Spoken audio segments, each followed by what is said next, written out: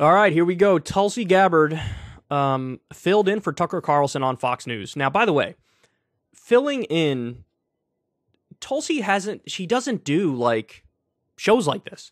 She's been a guest on, various shows on Fox News and on right-wing media within the past few years. She's never hosted a show like this. So this was a huge gamble for them to be like, yeah, host an hour. It's so different than just being a guest. You got somebody talking in your ear. You got to balance the timing and when to cut in and when to cut out and when to bring the person in and when to make your point, when to go on the teleprompter, when to go off the teleprompter. There's a lot going on. And they were like, yeah, let her fill in for Tucker. Now, look, a lot of people have been saying for a long time now, maybe this is what she's angling for. Maybe since her sort of shift in ideology, she's been aiming for, primetime slot on Fox News or just any sort of show on Fox News or on right-wing media. And, well, there's a lot of evidence now for that theory, isn't there? So, but let's not prejudge here. Let's listen to what she had to say. We're going to see a little clip here. This is in Mediaite.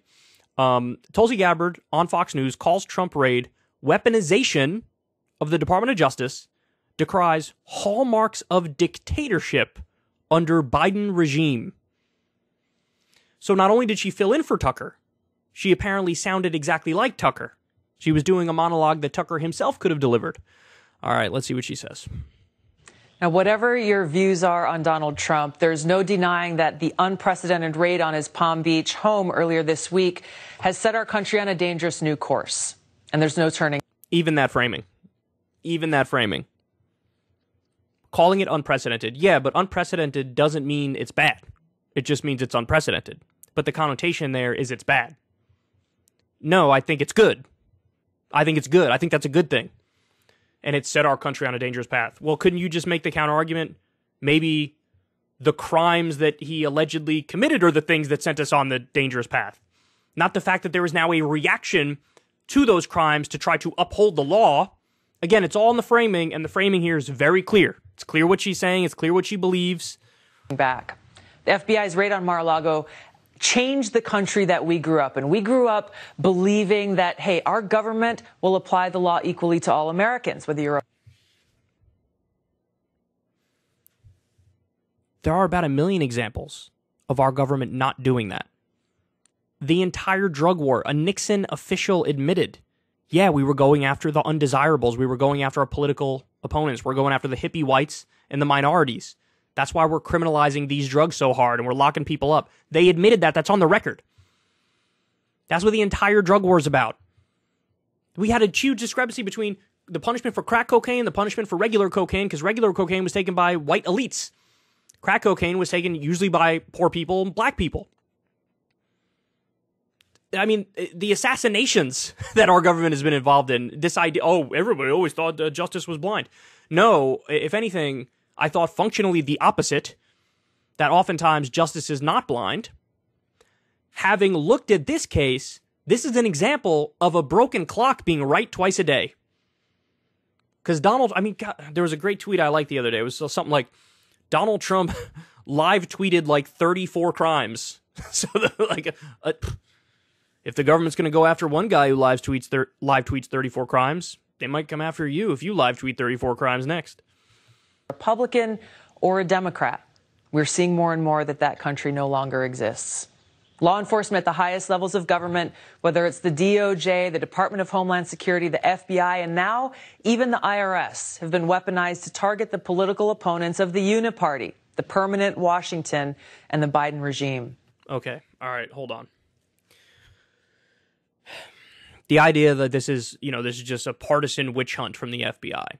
The FBI investigated Hillary Clinton over her email scandal. Now, look, I would have preferred it if the FBI investigated Hillary, I don't know, over her war crimes? Or if, I don't know, the UN or the International Criminal Court, if they investigated her for her war crimes, her many war crimes. I think the corruption is honestly an even bigger deal than the emails, and I believe the same thing with Trump's classified information versus Trump's corruption. I think the corruption is bigger, and they should have investigated for that, but they went after Hillary Clinton. They've gone after a number of Democrats. They are also going after Trump. To say that this is like, as Trump has been saying recently, is just a partisan witch hunt, the politicization of the FBI. Well, you appointed the FBI head who approved this raid. So it ain't that. Again, this is a rare instance of a broken clock being right twice a day. Attorney General Merrick Garland has already issued a stark warning to anyone who dares to disagree with these tactics that are all hallmarks of a dictatorship. Let me address recent. No, Tulsi. Hallmarks of a dictatorship are, I don't know, like the previous guy who tried to overthrow the legitimate election. The guy who prodded his VP to throw out the results and not certify the election because he wanted to satiate his ego and stay in office. That strikes me as dictatorial. The guy who called up Georgia and said, find me 11,000 votes. That strikes me as dictatorial. You know what else strikes me as dictatorial? The thing Trump said in his CPAC speech the other day where we should give drug dealers the death penalty. That strikes me as dictatorial. An investigation into Trump is dictatorial. By the way, again, the specifics of the investigation are insane because the FBI asked Trump politely. They went to Mar-a-Lago, said, please, sir, hand over the classified and top secret documents. And he said, oh, sure, no problem. He turned over some of them. The FBI knew that's not all of them. And so Trump swore up and down. His lawyer said, oh, no, that's all of them. And they were left with no choice but to go back and get it. And we're talking about documents here that aren't just like, hey, that's classified, but maybe it shouldn't be classified. We're talking about nuclear documents. We're talking about documents that are so top secret that they are the top secret of the top secret. And you're only allowed to view them in like a sealed room and it never leaves the room. And she has the nerve to go out here and say it's dictatorial to do the investigation. Jesus Christ, man. Jesus Christ, Tulsi. What are you doing? What are you doing? Look, the ultimate political decision would have been if they didn't do the investigation. Because then it would verify the thing that most of us already know, which is, by and large, elites get away with every single crime. George W. Bush is a criminal, Dick Cheney's a criminal, Obama's a criminal, Biden's a criminal, Hillary's a criminal. There are all these criminals. They almost always get away with everything. There's a rare instance where we might get some accountability, even if it's on a side issue. And she's like, no, this is like a banana republic. This is dictatorial. What are you talking about? Unfounded attacks on the professionalism of the FBI and Justice Department agents and prosecutors. I will not stand by silently when their integrity is unfairly attacked. So you are not allowed to disagree with the FBI. That is the new message. Okay, no, that is not the new message. Look, if you want to object to what's going on here, I'm listening, but you better bring me specifics that pertain to this exact case. I don't want to hear the broad arguments of like, let's zoom out at a macro level and do an etymology of the entire history of the FBI. No, that's stupid for the same reason it's stupid if the cops arrest Harvey Weinstein and you say, well, I don't know, the cops in 1937 in Mississippi were pretty fucking racist, so I'm against Harvey Weinstein being arrested. What the fuck are you talking about? What are you talking about? When I hear people taking the conversation away from the specifics of this case and talking broadly about the FBI and this and that, it is nothing but a deflection and a massive obfuscation. That's all it is. Because again, you could say, hey, I'm not really a fan of the police, but then also say, remember when they arrested that serial killer last Thursday? That was good. I support that. Remember when they arrested the child rapist? I support that. Remember when they arrested Harvey Weinstein? I support that. This is such a dumb argument. Now, by the way, again, I'm waiting for somebody to give me an objection on this specific case that's anywhere in the realm of reasonable. Because Trump has just moved the goalposts like 4 or 5 times. He's contradicted himself a bunch of times, even in the context of this same argument. But I want to give you guys, let's go back to the specifics here. Let's go back to the specifics. Okay, here are the things that were in the warrant.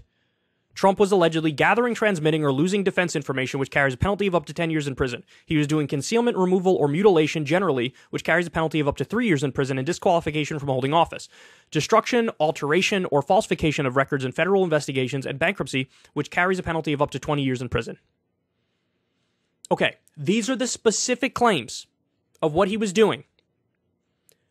If you have a beef with one of these specific claims, let me hear the argument.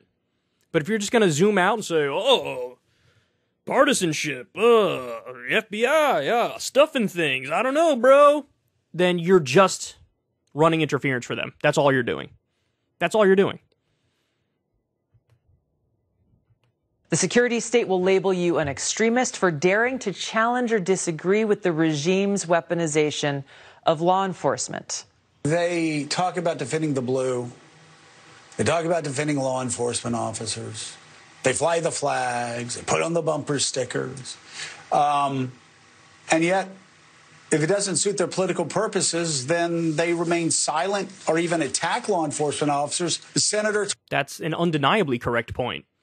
That's an undeniably correct point. The right loves to, wave that flag with the, the pro-police flag with the thin blue line. They love that.